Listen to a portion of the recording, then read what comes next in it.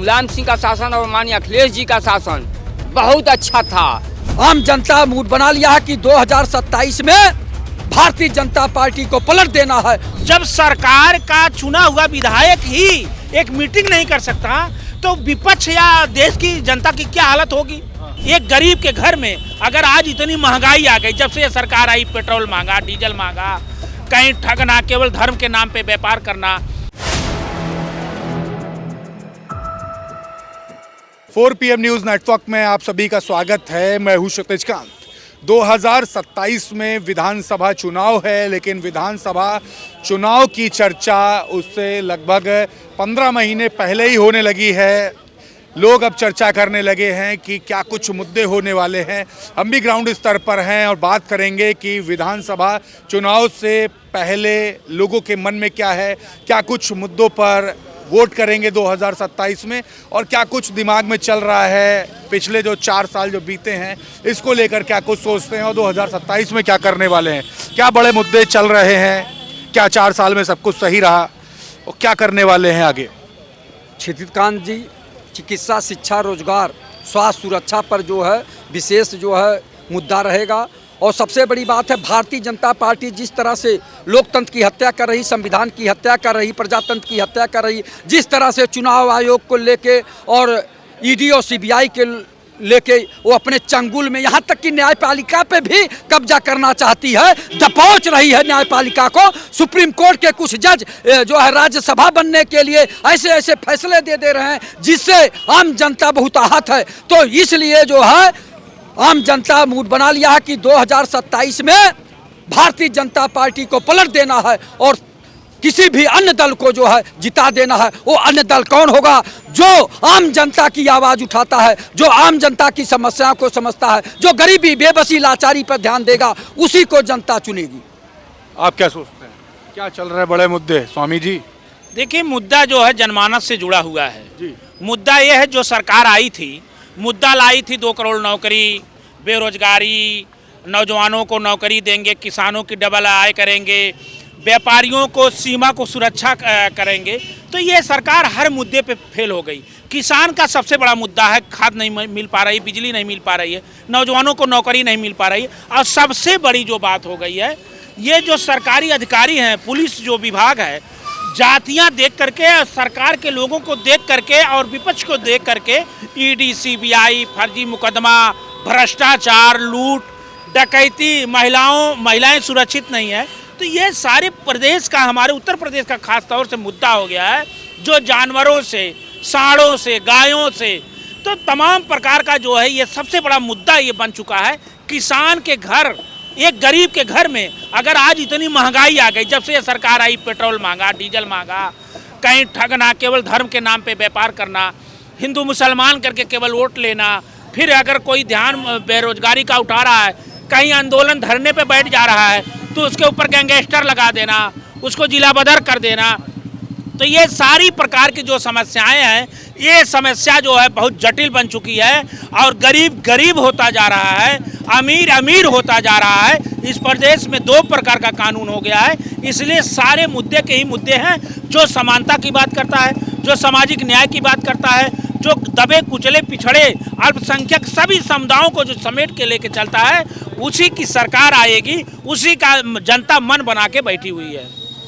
क्या चल रहा है आप लोग के दिमाग में?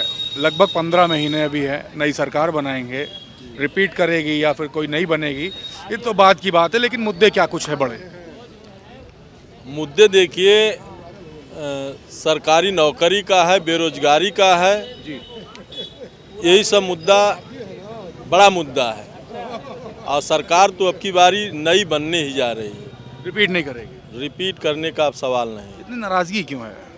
बताया तो ना, केंद्र में भाजपा की एनडीए गवर्नमेंट है, यूपी में भाजपा की गवर्नमेंट है, बहुमत से आई है, नाराजगी किस बात से? नाराजगी है कि किसी का कोई काम नहीं हो रहा है जी। लड़के हमारे सबके बेरोजगार हो रहे हैं, तमाम प्रकार की परेशानियां आ रही हैं ना, नौकरी नहीं है, लोग बेरोजगार हो रहे हैं, तो प्रदेश गरीब हो रहा है, परिवार गरीब हो रहा है। तो इस बार तख्ता पलट करेंगे आप लोग? एकदम जनता एकदम तैयार है, बदल देगी। आपका सर नाम क्या हुआ? मैं इंजीनियर राष्ट्रीय पहलवान लालचंद यादव, लालचंद जी, क्या क्या चल रहा है मन आपके में? चैनल को मैं प्रणाम करता हूं। इस समय चल रहा है कि ये सरकार जो है झूठ बोलने वाली सरकार है।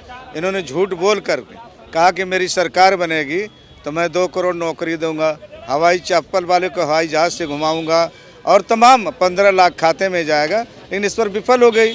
और ये इस समय कमर तोड़ महंगाई चल रही है, गरीब गरीब होते जा रहा, अमीर अमीर है। और इन्होंने जो हमेशा इस प्रदेश देश को बेचने का काम कर रहा है, इन्होंने LIC बेच दिया, रेलवे बेच दिया, एयरपोर्ट बेच दिया, सब पूरे देश को बेचने में लगे हुए हैं। इसलिए सरकार इनको पलटेगी और समाजवादी पार्टी की सरकार बनेगी। और एक बात आपको और हम संज्ञान में लाना चाहते हैं कि देखिए, भारतीय जनता पार्टी के अंदर ही जो डबल इंजन की बात हो रही है, एक तबका ब्राह्मण समाज अगर मीटिंग कर लिया, ब्राह्मण समाज अगर मीटिंग कर लिया, कहीं बाटी चोखा खा लिया, तो अब सरकार को, भाजपा के प्रदेश अध्यक्ष को रास नहीं आ रही।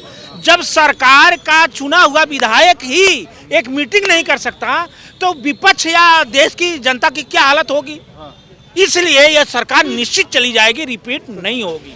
आप क्या सोचते हैं, मन में क्या चल रहा है, क्या कुछ मुद्दे होने वाले हैं? हमारे हृदय में तो हमेशा माननीय अखिलेश जी और माननीय मुलायम सिंह का जो आज से नहीं, इनका शासन सब लोग जानते हैं कि माननीय मुलायम सिंह का शासन और माननीय अखिलेश जी का शासन बहुत अच्छा था। और माननीय अखिलेश जी जो हर वर्गों को सम्मान दिए हैं, दीन दुखियों गरीबों का उन्होंने सेवा किया है और आजीवन सेवा करेंगे। वो हम लोगों के प्रभु हैं, भगवान है माननीय अखिलेश जी। कहाँ भगवान बना दिया भाई? हम मन मंदिर से बड़ा कोई मंदिर नहीं होता है। हमारे मन मंदिर में हमेशा माननीय अखिलेश जी रहते हैं, विद्यमान रहते हैं और आजीवन रहेंगे। हम मुद्दों पर बात कर रहे हैं, क्या कुछ मुद्दे होने जा रहे हैं। लगभग 15 महीने बचे हुए हैं, एक नई सरकार बनेगी, रिपीट करेगी या कोई और बनेगी तो भविष्य घर में क्या कुछ मुद्दे हैं, क्या कुछ मुद्दे चल रहे हैं, पिछले 4 साल कैसे बीते, अगले नई सरकार के लिए क्या कुछ सोचते हैं, क्या चल रहा है? बिल्कुल 15 महीने नहीं बचे, इसको आप 370 दिन कह सकते हैं और एक एक दिन घट रहा है। देखिए 70 दिन तो आचार संहिता में, हाँ, आचार संहिता में है, उसी समय तो चुनाव शुरू हो जाते हैं। और 2026 निश्चित रूप से ये 27 का ही चुनाव है, क्योंकि 2026 में जिस तरीके से आप देखिए, भारतीय जनता पार्टी प्रदेश में 10वां साल तो चल रहा है ना, और केंद्र में 12 साल चल रहा है, लेकिन कहीं ना कहीं जिस तरीके से उम्मीद से ज़्यादा जो जनता ने विश्वास किया था, उस पर भारतीय जनता पार्टी 0% भी खरा नहीं उतर पाई है। लगातार आप देखिए, पेपर लीक होना, लगातार नौजवानों की हत्या होना, महिलाओं के साथ छेड़छाड़ होना और लगातार जो किसानों के साथ धोखा हो रहा है, इस पर पूरी तरह से, चाहे वो केंद्र की सरकार हो चाहे वो प्रदेश की सरकार हो, हर तरफ फेल हो रही है।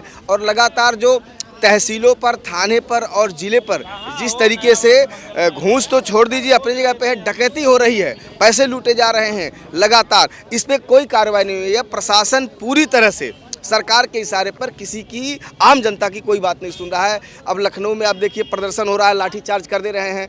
आप देखिए लगातार हत्या हो रही है, उस पर कोई सुनवाई नहीं हो रही है।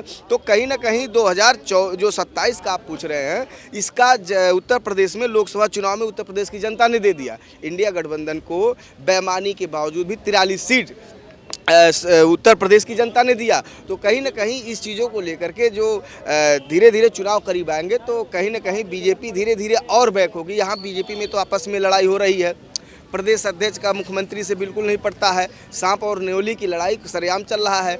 और कहीं ना कहीं लगातार जिस तरीके से लखनऊ से लेकर के, अभी आप बताइए, जिस तरीके से बीजेपी में मूर्ति का जो कार्यक्रम किया गया, उसमें अंबेडकर साहब की मूर्ति होनी चाहिए, डॉक्टर APJ अब्दुल कलाम की मूर्ति होनी चाहिए, लेकिन कहीं न कहीं ये सरकार जो है केवल ऐसे लोगों का मूर्ति लगवाने का काम कर रही है जिनका देश की आज़ादी में कोई योगदान नहीं रहा, जिनके देश के संविधान में कोई योगदान नहीं रहा। तो कहीं न कहीं ये सरकार अपने आखिरी सांस पर चल रही है। इनका दिन प्रतिदिन जनता से दूरी है और इनको आने वाले समय में पूरी तरह से जनता सबक सिखाएगी और इंडिया गठबंधन माननीय अखिलेश यादव जी के नेतृत्व में सरकार उत्तर प्रदेश में बनेगी।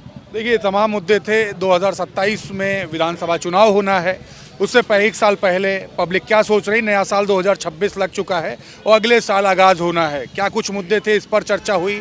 आपके मन में क्या कुछ है, कमेंट बॉक्स में लिखिए और जुड़े रहिए 4PM न्यूज़ नेटवर्क के साथ। मैं हूं क्षितिज कांत, कैमरा पर्सन शुभम के साथ। धन्यवाद।